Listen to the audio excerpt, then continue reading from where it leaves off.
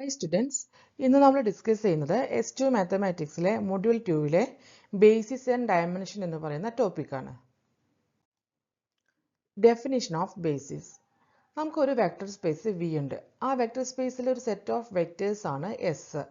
അങ്ങനെയാണെങ്കിൽ S vector space Vയുടെ ഒരു ബേസിസ് ആവണമെന്നുണ്ടെങ്കിൽ രണ്ട് കണ്ടീഷൻ സാറ്റിസ്ഫൈ ചെയ്യണം. First, S spans V and second, S is linearly independent.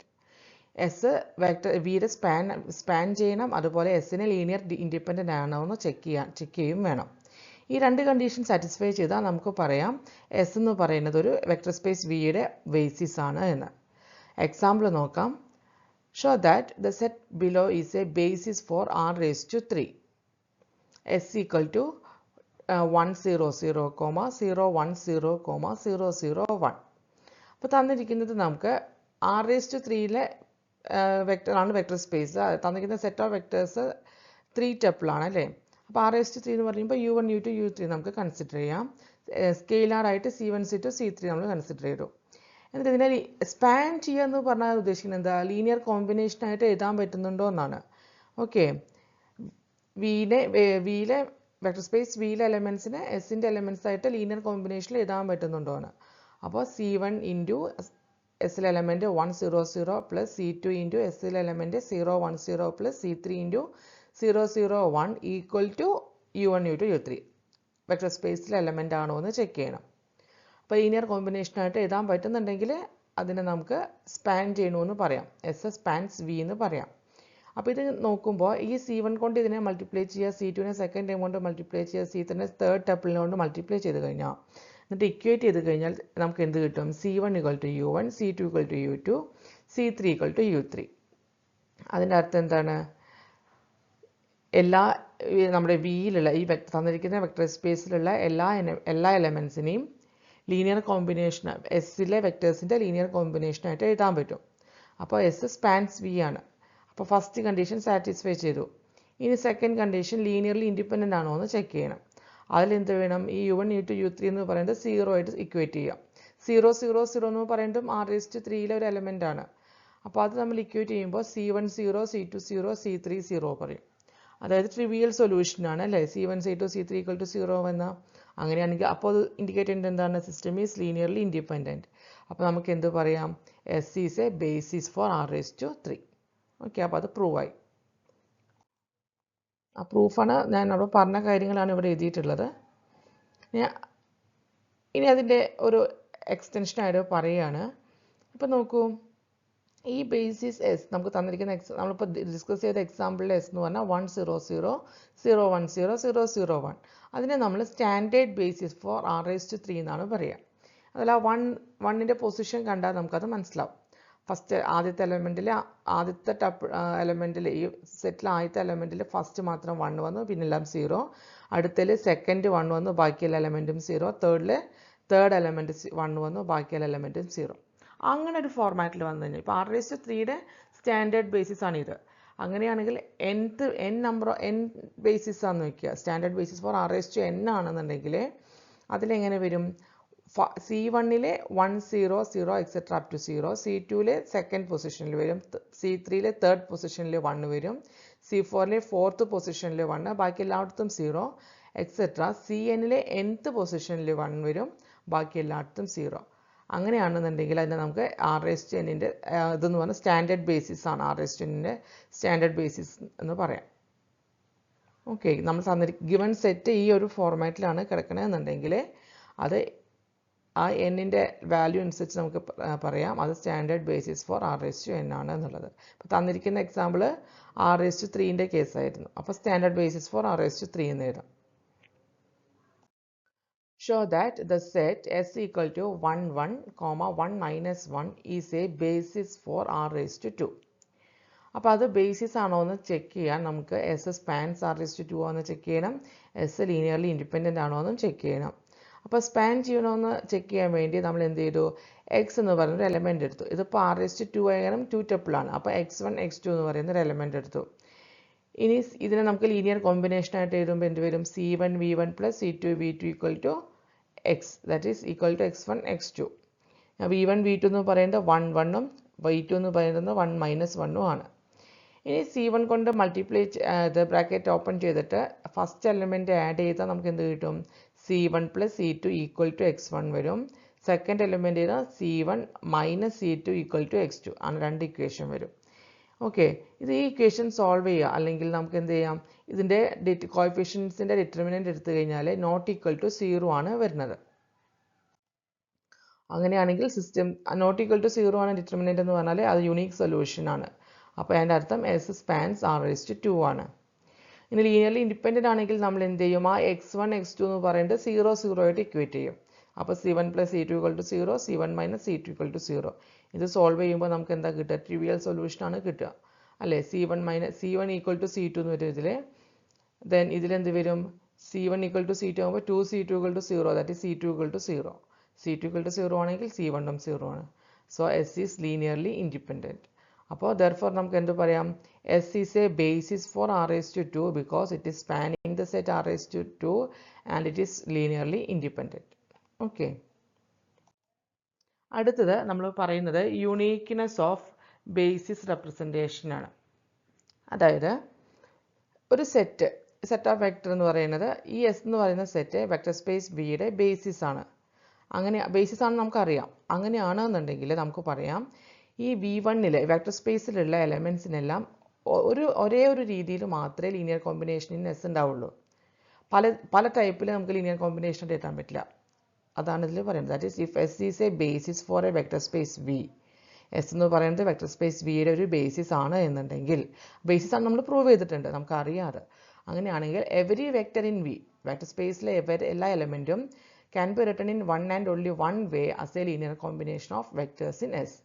എസ്സിലെ എലമെൻസിൻ്റെ ലീനിയർ കോമ്പിനേഷനായിട്ട് എഴുതുന്നത് ഒരേ ഒരു രീതിയിൽ മാത്രമേ നമുക്ക് എഴുതാൻ പറ്റുള്ളൂ. ഓക്കെ, അതിൻ്റെ പ്രൂഫാണ് ഇപ്പോൾ പറയുന്നത്.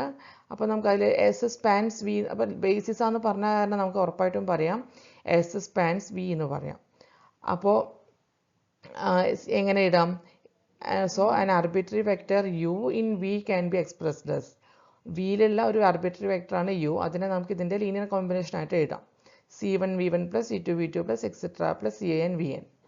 ഇനി നമുക്ക് യുണീക്ക്നെസ് പ്രൂവ് ചെയ്യാൻ വേണ്ടി നമ്മൾ കൺസിഡർ ചെയ്യുകയാണ് യുവിന് വേറൊരു റെപ്രസെൻറ്റേഷനും കൂടി ഉണ്ടെന്ന്. C1 V1 പകരം B1 V1 + B2 V2 etc. BN VN എഴുതി. ഈ രണ്ട് equation, first equation minus second equation കൊടുത്താൽ നമുക്ക് എന്ത് വരും? C1 - B1 × V1 + C2 - B2 × V2 + etc. + CN - BN × VN = 0 വരും. U - U = 0 വരും. അതായത് S എന്ന് പറഞ്ഞു കഴിഞ്ഞാൽ ലീനിയർലി, പിന്നെന്താണ് നമുക്കറിയാം ഇതെന്ന് പറഞ്ഞാൽ ബേസിസ് ആണെന്ന് പറഞ്ഞിട്ട്, അപ്പോൾ സ്പാൻ ചെയ്യണമെന്ന് പറയുന്ന ആ കണ്ടീഷനിലാണ് ഇത് എഴുതിയിരിക്കുന്നത്. അപ്പോൾ S ലീനിയർലി ഇൻഡിപെൻഡൻ്റ് ആണെന്ന് പറഞ്ഞാൽ എന്താണ്? ട്രിവിയൽ സൊല്യൂഷൻ ആണ് ഉണ്ടാവുക. അപ്പോൾ ട്രിവിയൽ സൊല്യൂഷൻ കൊണ്ട് ഉദ്ദേശിക്കുന്നത് എന്താ? ഈ ഇക്വേഷനിലെ സ്കെയിലാർ ഈ C1 V1-ൻ്റെ കോഎഫിഷ്യൻ്റ് എടുക്കുന്ന ടേംസ് അതെന്ന് പറഞ്ഞാൽ 0 ആയിരിക്കും അല്ലേ? ദാറ്റ് ഈസ് C1 - B1 = 0 ആയിരിക്കും, C2 - B2 = 0 etc. CN - BN = 0 ആയിരിക്കും. അതായത് അതിൻ്റെ മീനിങ് എന്താണ്? അതായത് CA = BI എന്നാണ് ആ ഇക്വേഷൻ സോൾവ് ചെയ്താൽ നമുക്ക് ജനറൽ ആയിട്ട് എഴുതാൻ പറ്റുക. ദാറ്റ് ഈസ് C1 - B1 = 0 വരുമ്പോൾ C1 = B1, C2 - B2 = 0 വരും, ദാറ്റ് ഈസ് C2 = B2. അങ്ങനെ ജനറലൈസ് ചെയ്ത് എങ്ങനെ എഴുതാം? അതായത് എന്ത് വരും? അതിനൊരു only one റെപ്രസെൻറ്റേഷനേ ഉള്ളൂ. യുവിനെ എസിലെ ബേസിസ് ആണെന്നുള്ള കാരണം അതിന് ഒരു ലീനിയർ കോമ്പിനേഷനായിട്ട് എഴുതാൻ പറ്റത്തുള്ളൂ എന്നാണ് അതിന് ഉദ്ദേശിക്കുന്നത്. അതൊരു പ്രോപ്പർട്ടിയാണ്. ഇനി അടുത്തൊരു തിയറാണ് ബേസിസ് ആൻഡ് ലീനിയർ ഡിപ്പെൻഡൻസ്. അതായത് ഇപ്പോൾ എസ് എന്ന് പറയുന്ന ഒരു വെക്ടർ, അതൊരു ബേസിസ് ആണ് വെക്ടർ സ്പേസ് വിയുടെ എങ്കിൽ every set containing more than n vectors in V is linearly dependent. ഈ സെറ്റിൽ n വെക്ടേഴ്സ് ആണ് ഉള്ളത്. ഇനി വേറൊരു സെറ്റ് കൺസിഡർ ചെയ്യുക, അതിൽ മോർ ദാൻ n വെക്ടേഴ്സ് ഉണ്ട്. വെക്ടർ സ്പേസിലെ തന്നെ വേറൊരു സെറ്റ് കൺസിഡർ ചെയ്തു, അതിൽ മോർ ദാൻ n വെക്ടേഴ്സ് ഉണ്ടെങ്കിൽ അത് ലീനിയർലി ഡിപ്പെൻഡൻ്റ് ആയിരിക്കും. അതാണ് ഈ തിയറം പറയുന്നത്. അതിൻ്റെ എക്സാമ്പിളാണ് R⁻³ has a basis consist of 3 vectors. So the set S = 1 2 - 1 1 1 0 2 3 0 0 9 -1 0 അല്ല 5 9 -1. It must be linearly dependent. എന്തുകൊണ്ടാണ്? R⁻³ എത്ര എലമെൻറ്റ്സ് ഉണ്ടാവും? 3 എലമെൻറ്റ്സേ ഉണ്ടാവുള്ളൂ, 3 വെക്ടേഴ്സേ ഉണ്ടാവുള്ളൂ. തന്നിരിക്കുന്ന സെറ്റിൽ എത്ര വെക്ടേഴ്സ് ഉണ്ട്? 1 2 3 4 വെക്ടേഴ്സ്, ഗ്രേറ്റർ ദാൻ 3 ആണ്. അപ്പോൾ നമുക്ക് പറയാം ഈ സെറ്റ് എന്ന് പറയുന്നത് ലീനിയർലി ഡിപ്പെൻഡൻ്റ് ആണെന്ന്. ഇതുമായിട്ട് കണക്ട് ചെയ്തിട്ട് വേറൊരു തിയറാണ് number of vectors in a basis. If a vector space V has one basis with a n vectors, then every basis for V has n vectors. Okay. അപ്പോൾ ഒരു vector സ്പേസിന് ഒരു basis ഉണ്ട്, n വെക്ടറുള്ള ഒരു basis ആണ് ഉള്ളത് എന്നുണ്ടെങ്കിൽ every basis for വിയുടെ എല്ലാ ബേസിസിനും n വെക്ടേഴ്സ് ആയിരിക്കും ഉണ്ടായിരിക്കുക. ഓക്കെ, മനസ്സിലായോ? ഒരു വെക്ടർ സ്പേസ് വി കൺസിഡർ ചെയ്യുക, അതിലൊരു ബേസിസ് ആണ് എസ് എന്ന് പറയുന്നത്. ആ സെറ്റിൽ n വെക്ടേഴ്സ് ഉണ്ടെങ്കിൽ എല്ലാ ബേസിസും വിയിൽ ഉണ്ടാക്കുന്ന എല്ലാ ബേസിസിനും n വെക്ടേഴ്സ് തന്നെയായിരിക്കും ഉണ്ടായിരിക്കുക. ഓക്കെ, അതൊരു വേറൊരു തിയറാണ്. അതിൻ്റെ ഒരു എക്സാമ്പിളാണ് ഇപ്പോൾ ഈ പറയുന്നത്. നേരത്തെ സെറ്റ് S1 എന്ന് പറയുന്നത് 3, 2, 1, 7, -1, 4 is not a basis for R⁻3. എന്തുകൊണ്ടാണ് അങ്ങനെ പറയുന്നത്? R⁻3യുടെ സ്റ്റാൻഡേർഡ് ബേസിസ് എന്ന് പറഞ്ഞാൽ 1 0 0 0 1 0 0 0 1 ആണ്. അതായത് അതിന് 3 വെക്ടേഴ്സ് ഉണ്ട്, 3 വെക്ടേഴ്സ് ഉണ്ട് അല്ലേ? പക്ഷെ തന്നിരിക്കുന്ന സെറ്റിൽ 2 വെക്ടറേ ഉള്ളൂ. അപ്പോൾ ഇതൊരു ബേസിസ് അല്ല, that is not a basis. അതാണ് നേരത്തെ പറഞ്ഞത്. ഓക്കെ, അതാണ് പറഞ്ഞത്. If a vector space V has one basis with n vectors. ഇപ്പോൾ ഒരു വെക്ടർ സ്പേസ് R3ക്ക് എൻ്റെ ഒരു ബേസിസ് ആണ് S എന്ന് പറയുന്നത്, അതിൽ n വെക്ടേഴ്സ് 3 വെക്ടേഴ്സ് ആണ് ഉള്ളത്. അങ്ങനെയാണെന്നുണ്ടെങ്കിൽ എവരി ബേസിസ് ഫോർ വി, ഈ R⁻3യുടെ എല്ലാ ബേസിസിനും 3 വെക്ടേഴ്സ് ഉണ്ടായിരിക്കും. പക്ഷേ ഇതിൽ ക്വസ്റ്റ്യനിൽ 2 വെക്ടറേ ഉള്ളൂ, അതുകൊണ്ടാണ് അത് ബേസിസ് അല്ല എന്ന് പറഞ്ഞത്. ഓക്കെ, ഇനി dimension of A vector space. Dimension of A vector space നോക്കൂ. അതെന്ന് പറഞ്ഞു കഴിഞ്ഞാൽ സിംപ്ലി ഒരു ബേസിസിൽ എത്ര വെക്ടേഴ്സ് ഉണ്ടോ അതിൻ്റെ നമ്പറാണ് ഡയമെൻഷൻ ഓഫ് വി കൊണ്ട് ഉദ്ദേശിക്കുന്നത്. നോക്കൂ, if a vector space V has a basis consisting of n vectors, then the number n is the dimension of v, denoted by dimension of v equal to n. ഇനി അത് മനസ്സിലായില്ലേ? ഒരു ബേസിസിൽ എത്ര elements ഉണ്ടോ, എത്ര വെക്ടേഴ്സ് ഉണ്ടോ ആ വെക്ടേഴ്സിൻ്റെ നമ്പറാണ് ഡയമെൻഷൻ ഓഫ് വെക്ടർ സ്പേസ്. ഇപ്പോൾ 0 വെക്ടറാണ് ഉള്ളതെന്ന് വയ്ക്കുക, അങ്ങനെയാണെങ്കിൽ ഡയമെൻഷൻ എന്ന് പറയുന്നത് 0 ആയിരിക്കും. ഇനി R⁻n എന്ന് പറയുന്ന ബേസിസിൽ അതിൻ്റെ സ്റ്റാൻഡേർഡ് ഓപ്പറേഷനൊക്കെ ഉള്ള R⁻n എന്ന് പറയുന്നതിൻ്റെ ഡയമെൻഷൻ എന്ന് പറഞ്ഞാൽ n ആയിരിക്കും. മെട്രിക്സ് m/n ഓർഡറിലുള്ളതിൻ്റെ സ്റ്റാൻഡേർഡ് ഡയമെൻഷൻ എന്ന് പറഞ്ഞാൽ m × n ആയിരിക്കും. അപ്പോൾ R⁻n-ൻ്റേത് n ആണ് ഡയമെൻഷൻ. മെട്രിക്സ് എമ്മിൻ്റെ m/n ഓർഡറുള്ള മെട്രിക്സിൻ്റെ ഡയമെൻഷൻ എന്ന് പറഞ്ഞാൽ m × n ആയിരിക്കും. ഇനി നമുക്കൊരു വെക്ടർ സ്പേസിൽ ഡയമെൻഷൻ അറിയാമെന്നുണ്ടെങ്കിൽ നമുക്ക് ബേസിസ് ആണോ എന്ന് ചെക്ക് ചെയ്യാൻ നമ്മൾ ആദ്യം പറഞ്ഞ 2 കണ്ടീഷൻ വേണം ചെക്ക് ചെയ്യണം. S spans V and linearly independent ആണോ എന്ന് ചെക്ക് ചെയ്യണം. പക്ഷേ ഡയമെൻഷൻ അറിയാമെന്നുണ്ടെങ്കിൽ നമുക്ക് ഏതെങ്കിലും ഒന്ന് ചെക്ക് ചെയ്താൽ മതി. S സ്പാൻസ് ചെയ്യുന്നുണ്ടോ, വീനെ സ്പാൻ ചെയ്യുന്നുണ്ടോ എന്ന് ചെക്ക് ചെയ്യുക, അല്ലെങ്കിൽ ലീനിയർലി ഇൻഡിപെൻഡൻ്റ് ആണോ എന്ന് ചെക്ക് ചെയ്യുക. ഏതെങ്കിലും ഒന്ന് ചെയ്താൽ മതി ഡയമെൻഷൻ അറിയാമെന്നുണ്ടെങ്കിൽ. Let V be a vector space of dimension n ഡയമെൻഷനുള്ള ഒരു വെക്ടർ സ്പേസ് ആണ് വി. അങ്ങനെയാണെങ്കിൽ എസ് എന്ന് പറഞ്ഞാൽ linearly independent set of vectors in V, then S is a basis for V. അപ്പോൾ ഞാൻ ഇപ്പോൾ പറഞ്ഞതിൻ്റെതാണ്, ഏതെങ്കിലും ഒന്ന് ചെക്ക് ചെയ്താൽ മതി പറഞ്ഞില്ലേ. ഇപ്പോൾ ഇതിൽ എസ് ലീനിയർലി ഇൻഡിപെൻഡൻ്റ് ആണെന്നുണ്ടെങ്കിൽ അത് എസ് എന്ന് പറയുന്നത് ബേസിസ് ഫോർ വി ആയിരിക്കും. അതല്ല എസ് എന്ന് പറയുന്നത് സ്പാൻസ് വി ആണെന്നുണ്ടെങ്കിൽ then S is a basis for V ആയിരിക്കും. Okay, testing for basis in an n dimensional space.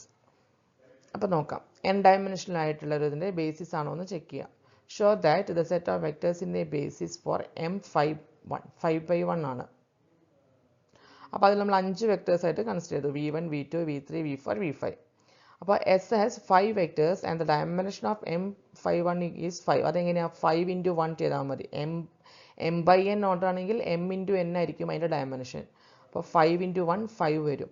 By using നമ്മളിപ്പോൾ നേരത്തെ പറഞ്ഞ തിയറം പ്രകാരം to verify that S is a basis by showing either that S linear independent ആണോ check ചെയ്യുക, അല്ലെങ്കിൽ S span ചെയ്യണ്ടോ എന്ന് നോക്കിയാൽ മതി. അപ്പോൾ നമുക്ക് നോക്കാം. To show that S is linearly independent ആണോ എന്ന് ഷോ ചെയ്യുന്നത് പ്രൂവ് ചെയ്യാൻ എന്ത് ചെയ്താൽ മതി? ലീനിയർ കോമ്പിനേഷൻ എഴുതിയിട്ട് which is equal to 0 എന്ന് ഇക്വേറ്റ് ചെയ്താൽ മതി അല്ലേ. അപ്പോൾ 5/1 മെട്രിക്സ് ആയ കാരണം നമ്മളതിനെ 5/1 മെട്രിക്സിലേക്ക് കാണിച്ചു. 5 സീറോസ് എഴുതി, ഒരു കോളത്തിൽ 5 സീറോസ്. ഇത് C1 കൊണ്ട് മൾട്ടിപ്ലൈ ചെയ്യുമ്പോൾ അതിനനുസരിച്ച് ടേംസിന് വ്യത്യാസം വരും. അതെടുത്ത് എഴുതിയതാണിത്. എന്നിട്ട് ഫസ്റ്റ് റോ ആഡ് ചെയ്യുമ്പോൾ C1 equal to 0 വന്നു, then 2C1 plus C2 equal to 0 വന്നു, then minus C1 plus 3C2 plus 2C3 equal to 0, 3C1 plus minus 2C2 minus C3 plus 2C4 equal to 0, 4C1 plus 3C2 plus 5C3 plus minus 3C4 minus 2C5 equal to 0. ഇത് simplify ചെയ്യുമ്പോൾ C1 0 ആണെങ്കിൽ ഇതിൽ substitute ചെയ്യുമ്പോൾ C2 0 ആവും, C1 ഉം C2 ഉം 0 ആണെങ്കിൽ C3 0 ആവും, C1 C2 C3 0 ആണ്, then C4 0 ആവും, C1 C2 C3 C4 ഉം 0 ആണ്, then C5 0. ഇങ്ങനെ ഓരോന്നും സബ്സ്റ്റിറ്റ്യൂട്ട് ചെയ്യാണ്. C1 equal to 0 ഇതിൽ സബ്സ്റ്റിറ്റ്യൂട്ട് ചെയ്യുമ്പോൾ C2 ന് 0 കിട്ടും, C1 ഉം C2 ഉം 0 സബ്സ്റ്റിറ്റ്യൂട്ട് ചെയ്തപ്പോൾ C3 0 ആയി. അങ്ങനെ നോക്കുമ്പോൾ എന്ത് വരും, എല്ലാ ടേമും 0 ആണ്, ട്രിവിയൽ സൊല്യൂഷൻ ആണ് കിട്ടിയിട്ടുള്ളത് അല്ലേ. അപ്പോൾ സിസ്റ്റം എസ് എന്ന് പറയുന്നത് ലീനിയർലി ഇൻഡിപെൻഡൻ്റ് ആയിരിക്കും. Hence, by theorem, basis test in an n-dimensional space, S is a basis for M phi1. Okay. ഇന്നത്തെ ക്ലാസ്സിൽ നമ്മൾ ബേസിസും ഡയമെൻഷനെ കുറിച്ചാണ് ഡിസ്കസ് ചെയ്തത്. കുറച്ച് തിയറംസ് അതിൻ്റെ കണക്ട് ചെയ്ത് വരുന്നുണ്ട്. അതെല്ലാവരും നന്നായി മനസ്സിലാക്കി തന്നെ പഠിക്കുക. Thank you.